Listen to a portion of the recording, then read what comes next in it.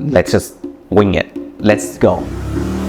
Here in Vietnam, as a creative person, what's the environment like right now? The environment is fire. It's a really fast-paced, constantly improving, rising star kind of market here in Vietnam. I would never have thought one day I'm just gonna try drawing on iPad, and then it became a hobby. And then that hobby turns into money. I was scared in the beginning because I was like, I never really thought this could be a job that I can do, and then people really entrusting me. What if I fail? What if like I think that I draw all the time, but what if it's not good enough? I had that insecurity as well in the beginning, but then when you see your work online, it's like, okay, it proves that I can do this. So first, thank you so much for joining me today. I'm super excited to talk to you. Thank you so much for even having me. First of all, selecting me, and then having me for this project, because it's not like you live here and then we just decide to meet up and then have a chat. You came all the way from Tokyo to do this, and then I was just so honored to be one of a part of the project. Yeah, absolutely. Like our growing global community of super cool creatives. So thank you so much for being a part of the project. Thank you. Super excited to speak with you. So I want to start today's interview just by asking you for a quick introduction. Of course. Who are you? What do you do? My name is Ben Nguyen. That's not my real name, but I've kind of had that name since I first went to Japan, because my real name is Nguyen Vinh Hiền, but it's Vietnamese language. It's a lot of tonation and accent in that, so I didn't even know that when people were calling my name, so I kind of had to come up with an English name. So that since then I've always been Ben Nguyen, and right now I'm living here in Ho Chi Minh City, working for a furniture brand called District 8 in terms of branding and communication. But then on the side, I also have my creative side, doing illustrations, art direction, and all kinds of creative works that I find interesting, and because it's really energetic, dynamic city in terms of creative. So it's I'm really lucky to be living here at the moment. Yeah. Amazing. You have so many different projects, it sounds like. So I want to talk about how you got started doing all of these different things, kind of the path that you took to doing design work and illustration work and doing many different kinds of even businesses and projects that are very creative and really community driven. So I think I want to start by asking you about how you got your interest in design related work. So I understand that you didn't go straight into design work, but you had kind of a winding path. Yeah, to get exactly. there. So can you share about that? It's kind of my, I don't know if I can call it a selling point now, but it's kind of interesting my career path, because people have always been told maybe before that career path should be one straight line, and then you go from A to B, and then that's where your success is, B. But it's never been the case for me. So I also study in Japan. I only recently came back here 3 years ago, and when I went to Japan, that was when I just graduated high school in Vietnam, and then I got a scholarship. So I was like, okay, I'm going. Wow. Even though Japan was not my first option, I wanted to go to an English speaking country, because it would have been easier for me. So I actually picked Singapore. Okay. Unfortunately, I failed the test, so then I had to enroll half a year in one university in Vietnam, Hanoi, where I am from. I had half a year there, and then I got the scholarship to Japan. I went to, we call it APU, the name of the school, Asia Pacific, Ritsumeikan Asia Pacific University, which is in Beppu, Oitaken, in Japan. So I had a few friends there going there. They were there before me, so they were one semester ahead of me, and then I came later, and then I spent 4 years there studying business, and I graduated in marketing major. I think during my third year, it really struck to me, hit me oh my God, I cannot picture myself in a suit working in a cubicle in an office. That's not really, I cannot see it for myself. It's just like a thought that it just came to me at that time. I've always been loving design, in general, drawing since I was very small, but I never really took it seriously or like really thought about it as a career. But then it's also one of the reasons why I had to go to Japan to study business, because I think it's the majority of like the Asian parents. It's hard for them to understand why the children would want to study something that's not like, medical, business, finance. So those like artsy direction is not really like something that they think can make money. So that was my parents' reason for like, I don't think you should go pursuing art in a way. I wanted to study graphic design, but then, because of all that, and then I went to Japan to study business. But then third year came, that was like my moment to like, oh my God, I cannot do this. So I took all the courage. I talked to my parents one more time. Dad, Mom, I really cannot do, this career. Even though I will finish my degree, I will still graduate. But then I want to ask you one more time if you are okay for me to pursue something creative. So I think at that time, with me being in Japan for 3 years already, right? And then I had to live by myself. I had to manage everything. I was not a, mommy's boy anymore. Right. So they were like, I think they thought that I was ready. I think they thought that now I know exactly what I want to do. So they were supportive right away. They were like, yeah. Wow. Go find it. So you kind of proved yourself to I your proved parents. yourself in a way, I don't know, but I wanted to study graphic. But then during my time in the university, I also took some part-time job from the admission office. Okay. So I helped design posters for, promotion for like Vietnamese students. Like, schools would sometimes come to Vietnam and promote the school and then, recruit more students. So I helped them in terms of like the communication, poster design and stuff. So because of that, I just self-study, and then I knew how to do graphic. So then I was like, okay, now I kind of know how to do graphic already. Then if I want to keep pursuing this, what would be interesting or like inspiring to me? I talked to friends a little bit, and then we kind of like took out a few points that they think that I would be good in interior.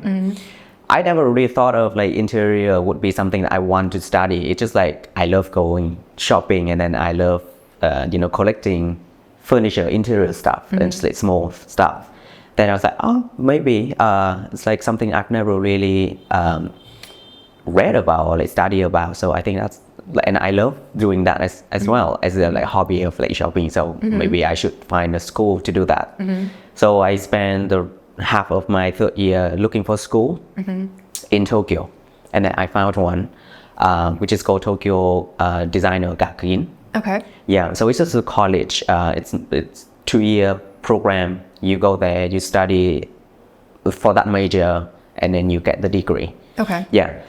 So I finished university, packed up, and went to Tokyo. Wow. Yeah, and then enrolled in the school for 2 years, and then finished in interior design, and then I got my first job in IKEA Japan as a visual merchandiser / interior designer. Wow. Yeah. That's an amazing path, I think, to get there. So that's like really different turn in my Absolutely. path. Yeah. And so I want to go back. You mentioned that you came to Japan just after high school. So you came for university. And so you mentioned the graphic design projects that you were doing in university.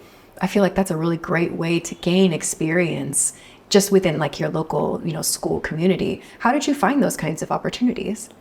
What interesting about my university was that it's international university, and then you can say like 50% is foreigners, 50% is Japanese.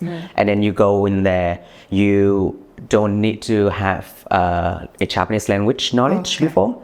So if you can only speak English, you choose the English-based program, and then you study everything in English, and then you take Japanese class at the same time, and vice versa for Japanese students. Okay. Because there's so many countries in that school. We have kind of like we call it like the country week. So we would have like Vietnamese week, we would have Indonesian week, Korean week, Chinese week. And so for that week, during the whole week, all the students come together of that country, come together, bring culture, bring cuisine, bring workshops, bring performances. And it's the last day of the week, usually the Friday, would be like, we call it the grand performance Okay. day. So that day is like we really go into the auditorium, and then we would be on stage, perform for all the school to show off our culture. Cool. Yeah. So during all that extracurricular activity, I helped with designing a little bit, and posters, and like all those communication and stuff. So I think admission staff, they just like knew about that, and then they just like for Vietnam market, they would contact me because I was the one that doing the graphic for the Vietnamese week. They would contact someone Indonesian that can do graphic for Indonesian week. So it's like word of mouth in a way. Yeah.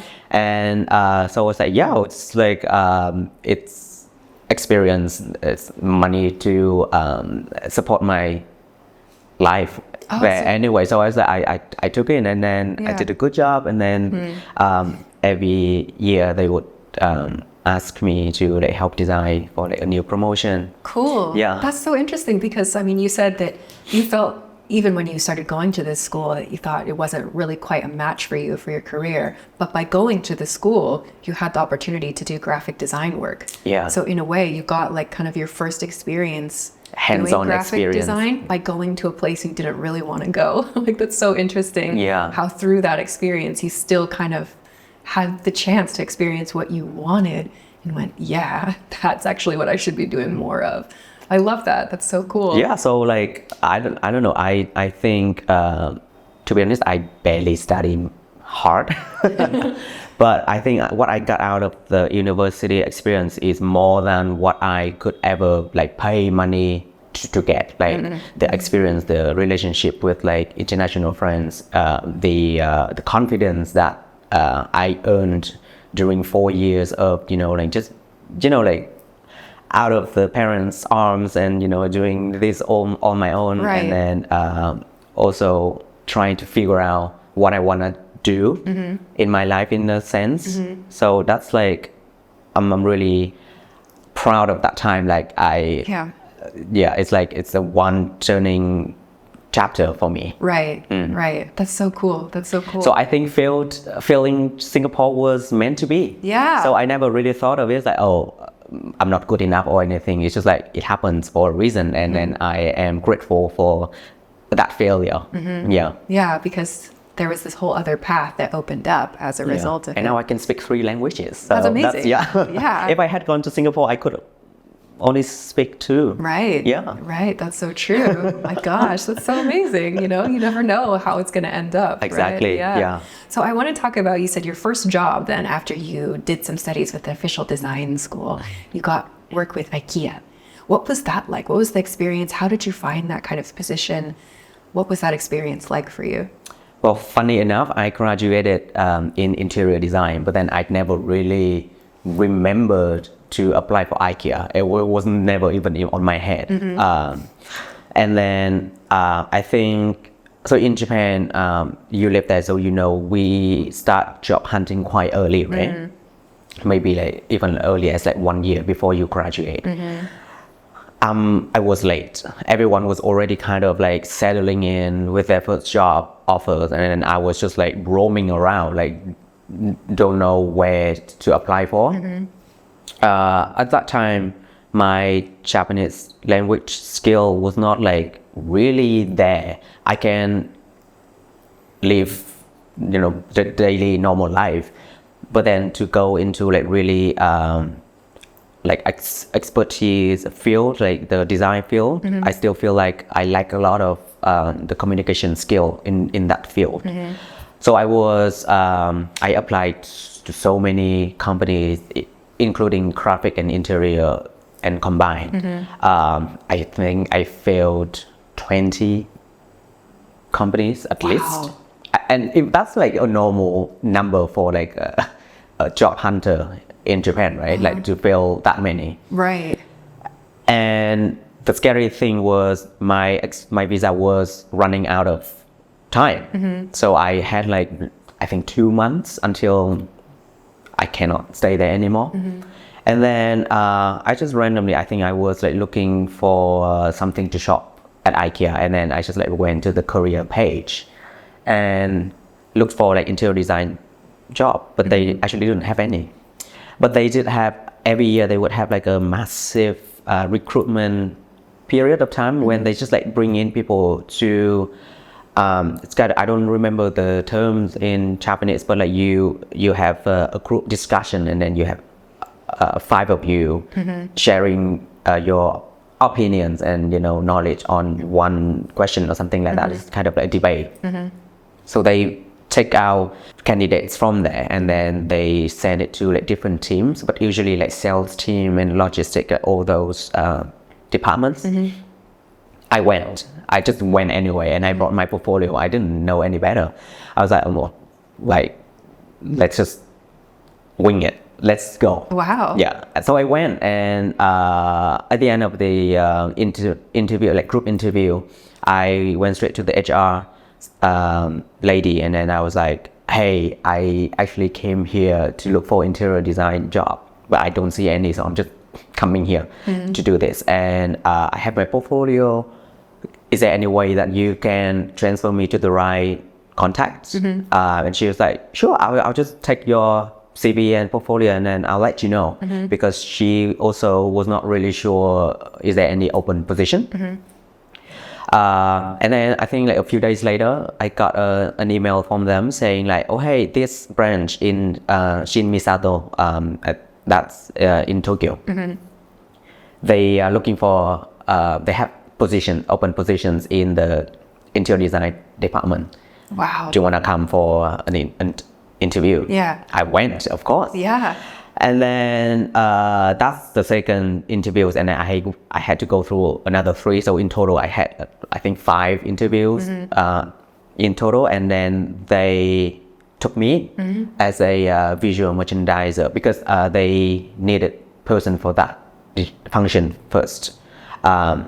Long story short, anyway, so in IKEA, you work for a design team, but you actually have 2 separate functions. If you've been to IKEA, I'm sure you have. Yes. You have the shop floor where you just pick up stuff and then put in the cart. And then so that's like visual merchandiser, like you help put things on the shelf and get people to pick them up and then buy.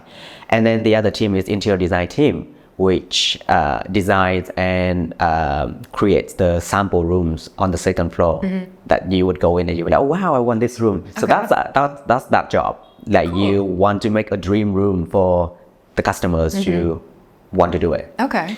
So I wanted to apply for that first, but then I got into this function first because they needed people. But then now I'm thankful for that because working for visual merchandiser, I got to study about like the psychology in a way, how to, this is like what I'm really proud of, that we know how to make you spend money. Yeah, we know how to like set the trap in the store for you to like fall for that. I was like, oh, she's picking that up. Yes. I knew she was going to do that. Yeah, I knew she was going to do that. So I learned a lot about like psychology, the lighting, like how you set the light, it's gonna change the behavior, like the purchasing behavior. So that's like really cool knowledge to know. And then after 1 year, I transferred to the other function, and then I designed rooms for 2 years, and then that was my total 3 years in IKEA. Wow, cool. Yeah. That's so amazing that you just showed up and said, I'm not sure if there's an opportunity here, but do you have any opportunity? My visa is running out, so here's my thing. So cool. So just by showing up, just by having kind of the guts to go, Yeah. well, I'll try it anyway. Yeah, And I have then that nothing to worked out. lose. Yeah. Exactly. That's amazing. Like, I think that's another example of, you know, like your personality is one that's just like, I'm just going to try and see what happens next. And sure enough, you had this interesting experience that Yeah. like led to you learning more things that you never, it sounds like you never would have imagined learning about, you know, like the behavioral aspects of like the customer experience. Exactly. Right. And like learning about, you know, customer psychology, those sorts of things are skills you can transfer to lots of different positions Exactly. too. Lots of different kinds of work. Wow. Okay. So we're here at IKEA now. So you said 3 years you were working with IKEA to do this. When then did you begin doing illustration work?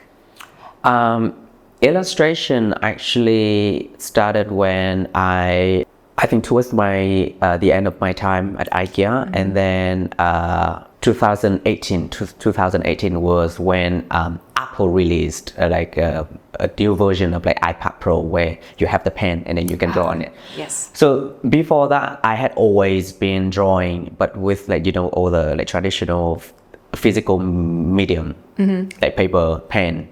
And I love drawing so much that that's also, I think, one of the reasons why I really don't concentrate in class, because I just do it all the way.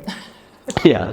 So I've always loved like doing that during my free time, and then I just realized that when I travel, I can't really like bring all that stuff with me because like hassle. Right. So when the iPad Pro came out, and then I was like, maybe I should transfer to digital because I can bring that anywhere I want. Yeah, the mobility, yeah. But then I thought it's if I can draw on paper, it's not gonna be that hard to draw on an iPad, right?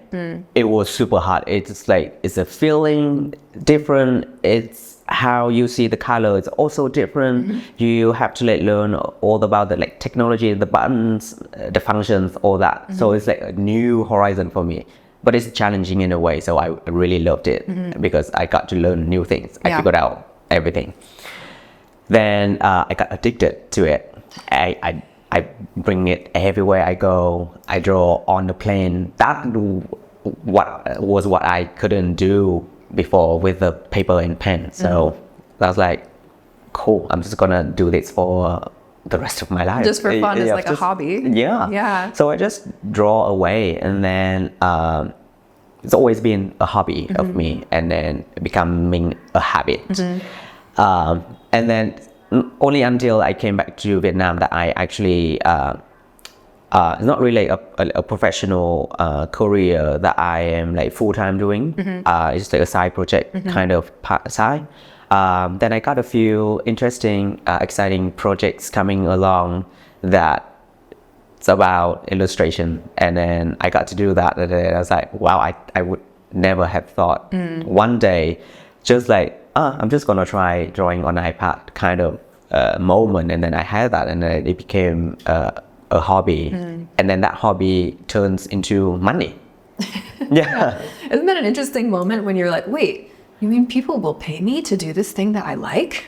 Exactly. Okay, sure. So who are some of the clients that you've worked with so far? I understand you've had some really, like, some pretty big names that you've worked with. I think my first big project was a jewelry brand called P&J in Vietnam. So they, at the time, they were having a summer campaign. So they wanted to like create a line of jewelry that's really young and fun, and you know, a vibe, like summer vibe, and then convey that to the young generation. And they want to like incorporate like the photos of the real jewelry, but like in a fun illustrated campaign. So they reached out to me, and then we worked for it was quite a big project. It was so many to draw, and we finished in like I think 2 months. And the day that it went live online, I was like relief, like okay, I could do this now. Yeah. Like I was scared, so scared in the beginning, because I was like, I never really thought this could be a job that I can do, and then people really entrusting me.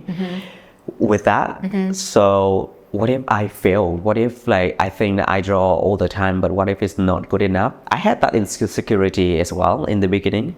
But then when you see your work online, it's like, okay, it proves that I can do this. Yeah. Then I got the money, so that's good. So that was good. Yeah. So I think since then I was like, wow, I can really turn this into something like more often.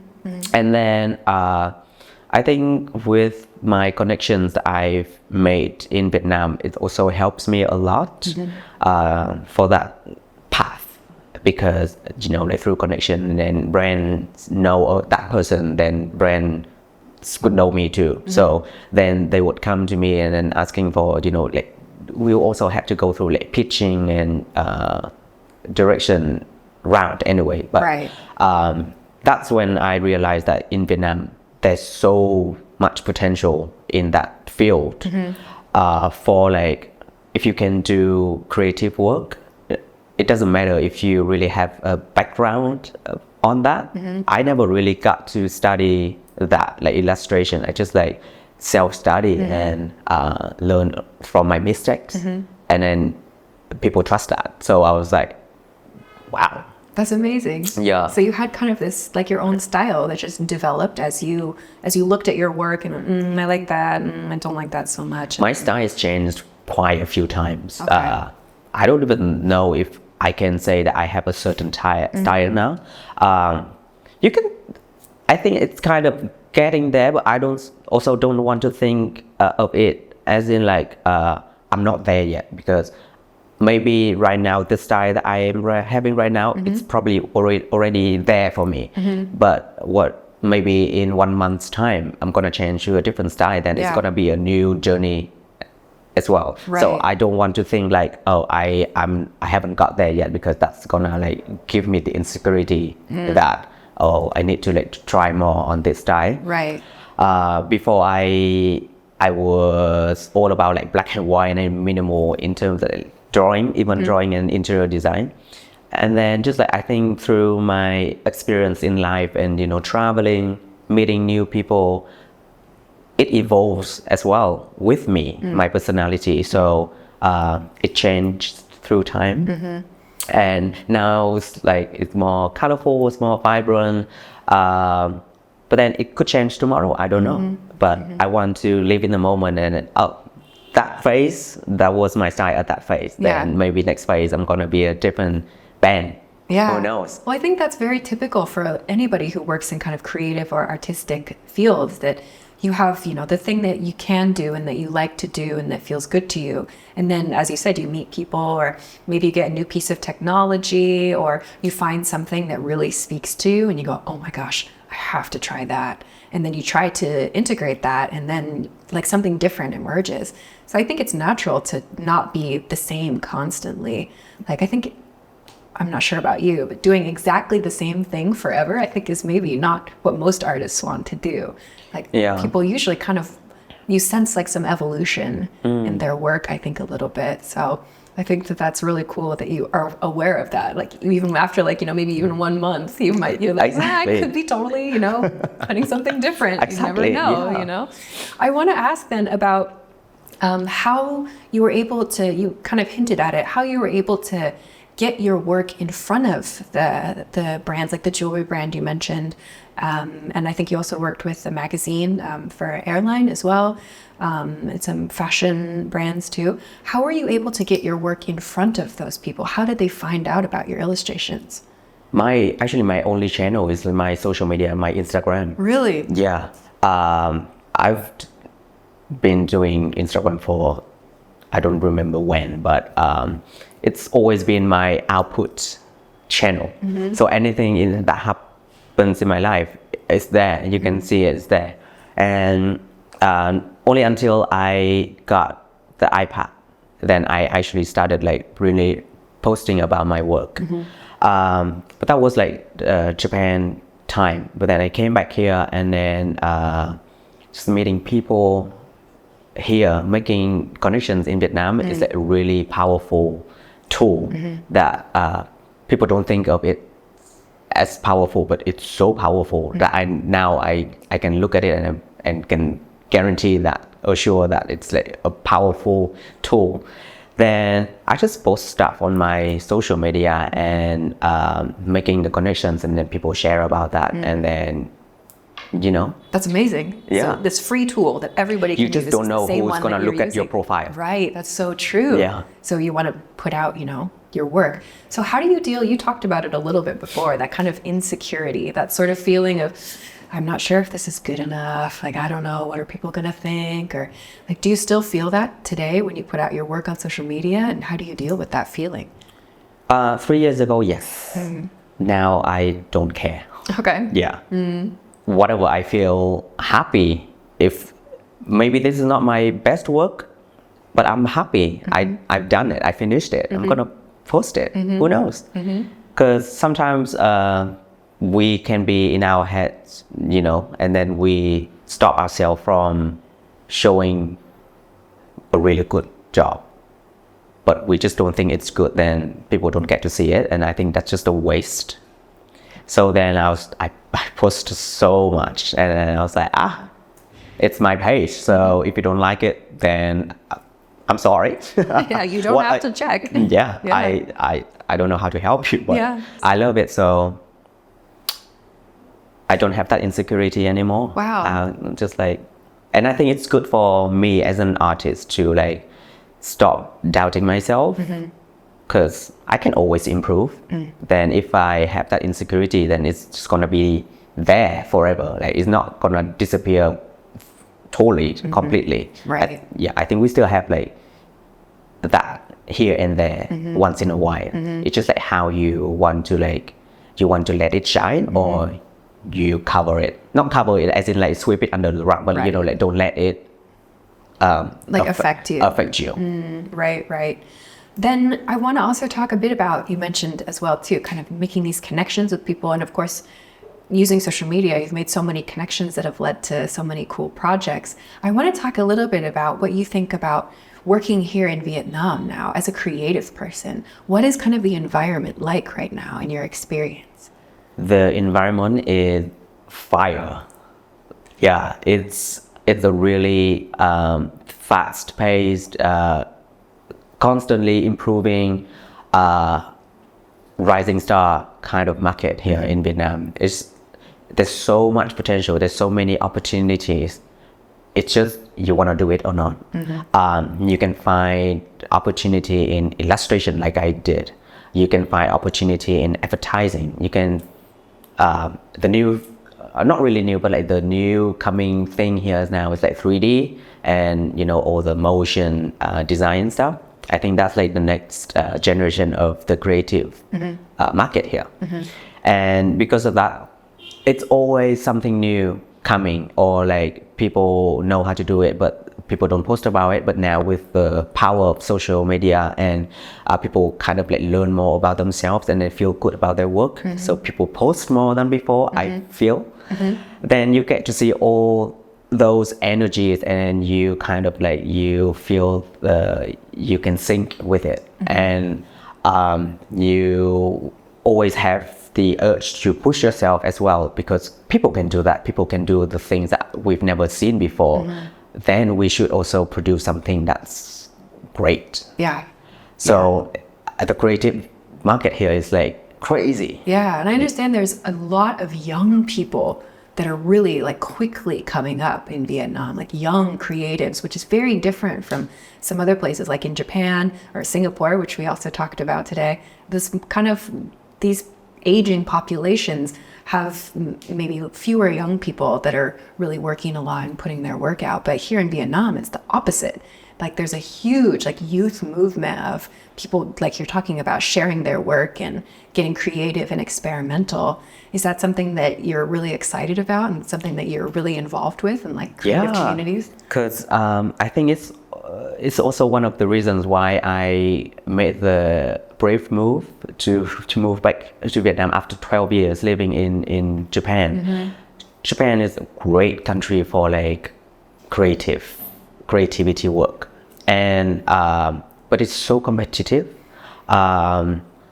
It's already at the peak point when you really have to have maybe like really excellent connection with someone or like a social status somewhere, then you will get more attention in a way. That I feel, might be wrong, I'm not sure.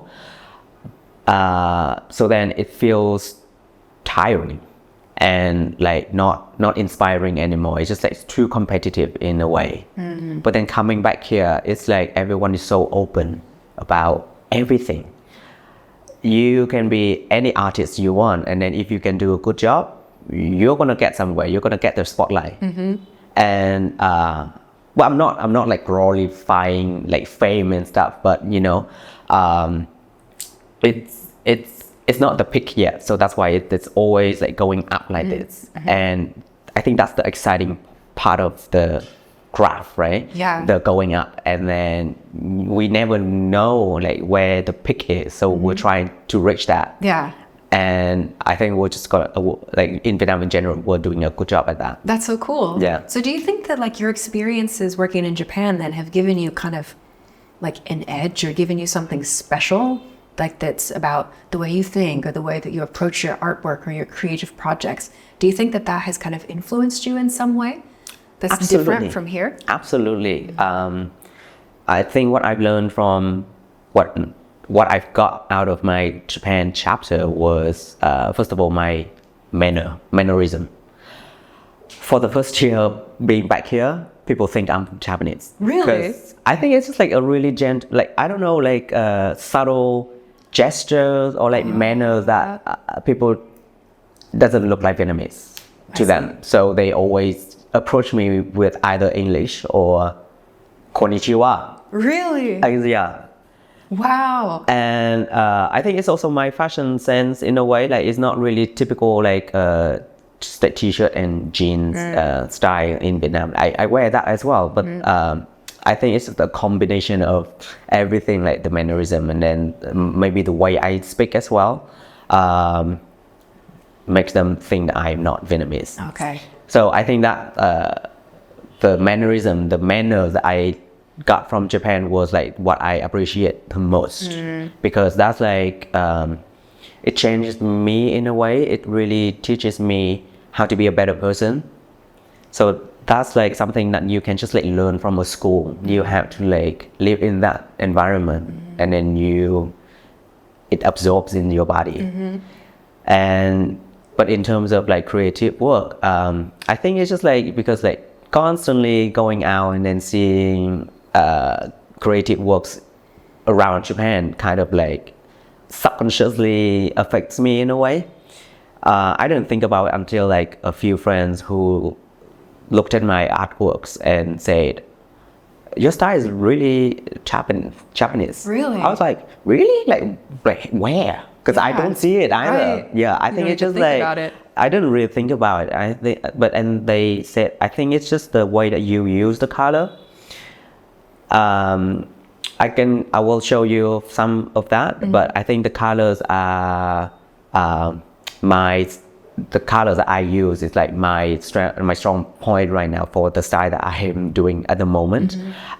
So but since they said that, I kind of feel it that maybe because I don't see much of this here. Yeah.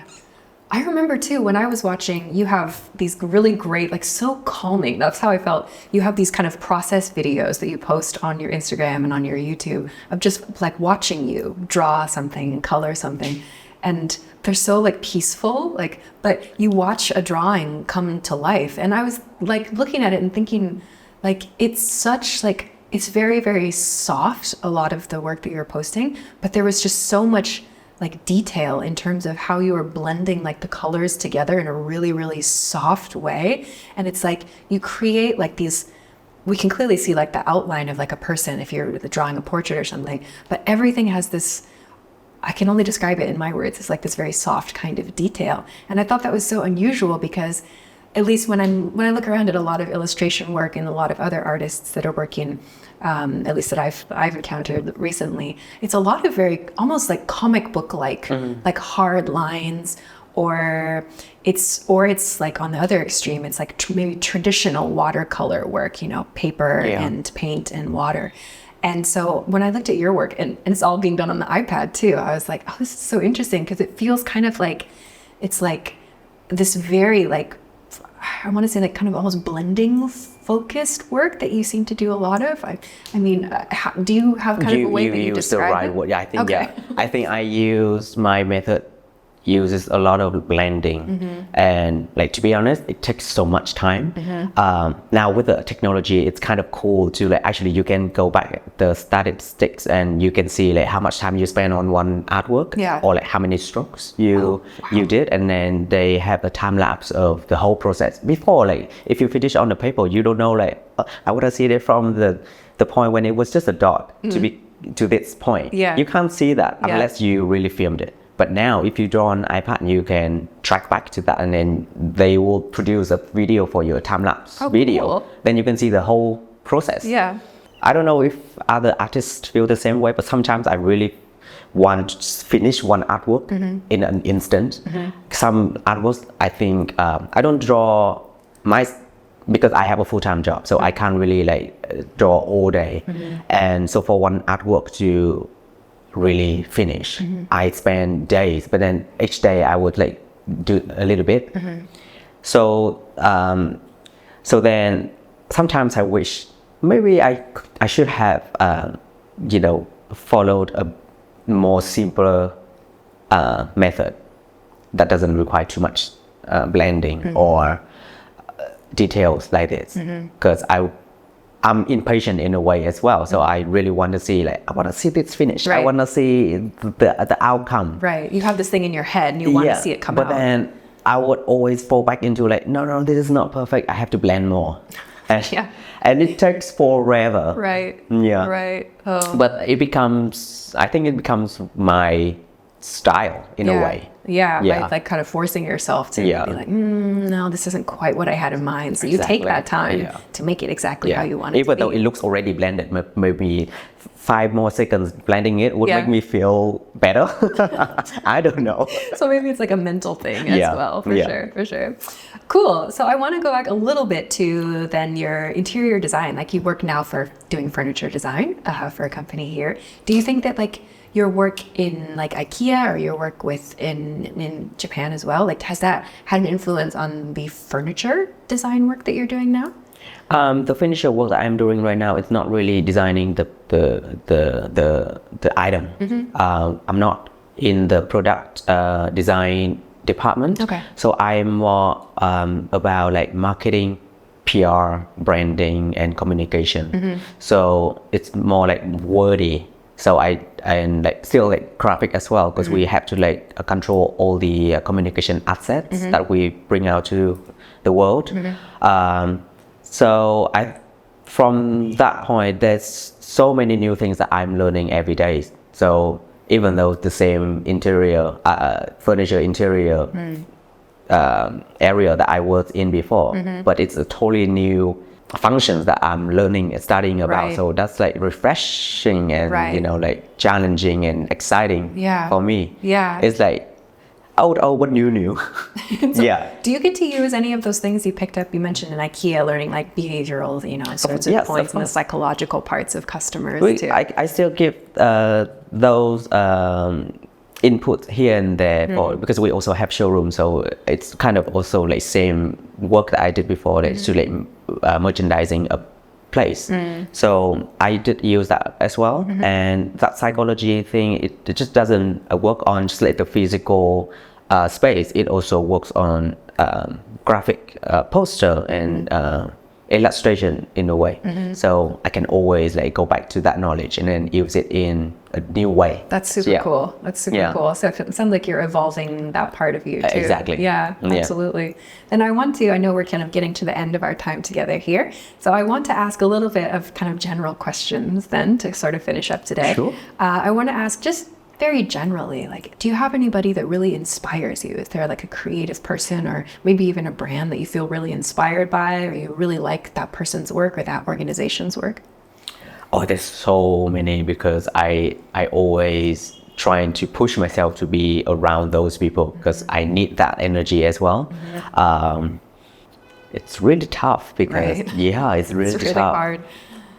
But if I have to pick someone that I want to collaborate with. For example, in illustration, there's one girl.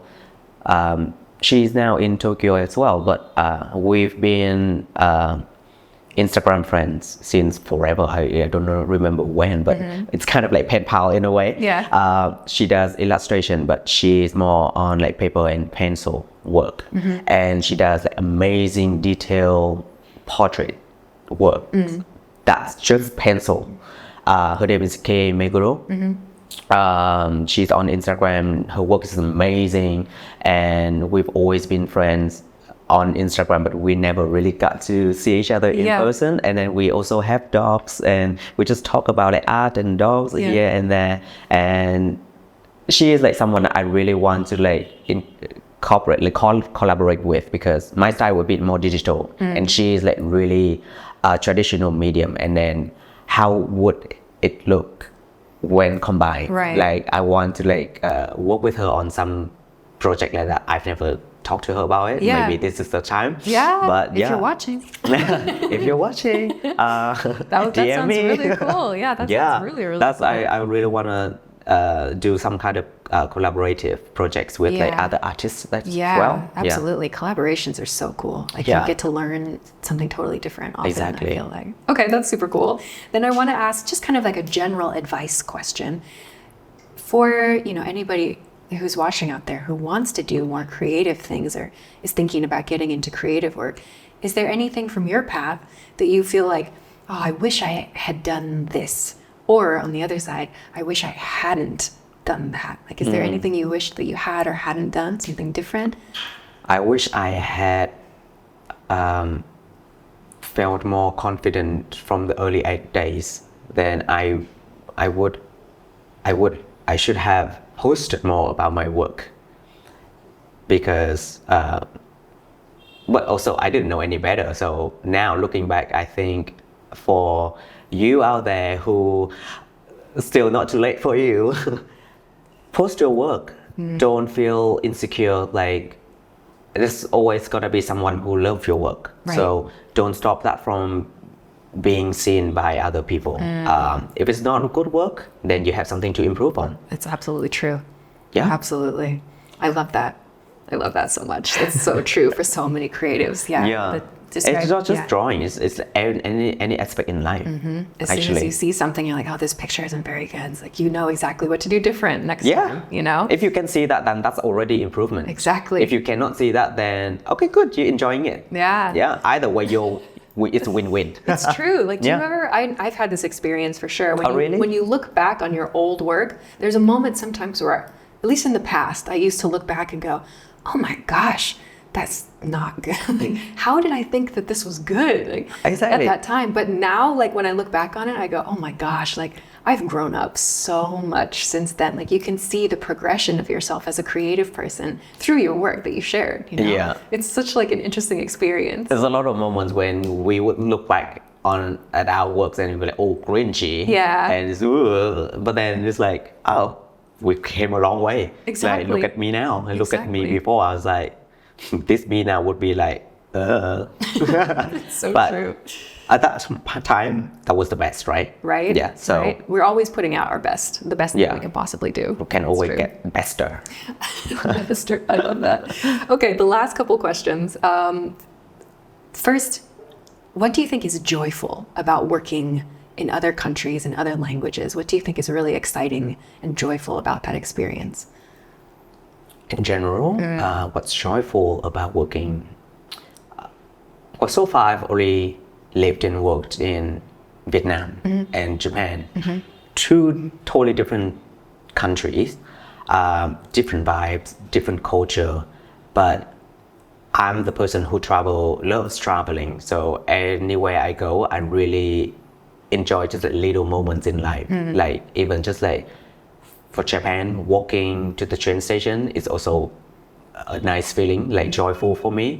In Vietnam, we don't have train station, but we have like different joyful moment when we ride on motorbike. Yeah. And like seeing the city from different perspective and meeting different people with different mindset and culture background. Right. It's already like, it's always inspiring no matter where you go. So the joyful thing for me, the happiness moment for me is to connect and meet people and, you know, always learn something from someone somewhere. Yeah, so it's kind of Yeah. like those little connections, those little Yeah. moments. Yeah. Yeah. Then the other side of this question is, what do you think is challenging about working in a different country or a different culture with a different language? Definitely language barrier. Even though I towards my end, the end of my time in Japan, I was fine, but there's still barrier somewhere that it's going to be challenging in terms of like language barrier. Like you can still have like disadvantage here and there, but it's not like something that you cannot overcome. It's just always there. Then you can like find a way to like swerve around it, or just like go straight through it. into it and then go through it. So it's either way. So it depending on your method, how you want to go around it. But It sounds like you just went straight through it and said, okay, I need to pick up this skill. I'm gonna do it. I have nowhere else to go, Right. so I have nothing to lose. So straight in. Cool. Yeah. Cool. Okay. Last couple of questions are super quick and easy then. What's coming up for you next work-wise? What do you hope to do next in your creative work? I want to, again, like I said just before, I want to collaborate more and really expand my creative energy and sync it with other people's, because there's so much to do, and then there's so many talents out there that I don't want to just limit myself to what I do now. I want to expand it. I want to learn from other people. I want us to have like some meaningful projects, international projects, what I am looking forward to, and I hope I can get something, even my first international project or something like that. I'm gonna tell you right away, so don't worry, but that's gonna be my next goal. Cool. Yeah. Super cool. And then lastly, where can people find you? Where can they find your work online? People can find me on Instagram. That's where I post most of my stuff, my daily life, my creative works. It's Ben Nguyen. On there you can find dog content. I have 2 dogs. Very important. Crumpet the corgi and Butter the Chow Chow. They also came from Japan with me. Really? Yeah. They so are so cute. they are, you know, Japanese babies. So, because I love them so much, and then I always like put them on my social media, They are and then I super have cute. my drawings, and then just like silly doofus moments of me living my life. That sounds great. Yeah. Awesome. I will make sure to put those links Thank you so everywhere much. so that people can find you. Any final thoughts? Any last piece of advice that you just are burning to get out into the world? If you have a chance and some time, come to Vietnam. Feel the energy yourself. It's great. It's something so special. It's like you have good food, you have good drinks, you have creative works, the energy, the younger generation's energy. You can feel it the moment you step out of the plane going into the city. I'm sure you did. I did. Yeah. And going around on the motorbike like you described. Yes. It's such a great, like, energetic vibe that's so different from Exactly. And then you can have the big city vibe. You can have beach life. You can have ancient town vibe. You can have anything here in Vietnam. Come here and experience it. I'm sure you're gonna love it. Excellent. Yeah. Thank you so much for your Thank time you today, so Ben. much. This was an amazing talk. I loved it. Thank you. I appreciate it. Thank you so much Thank for you. having me.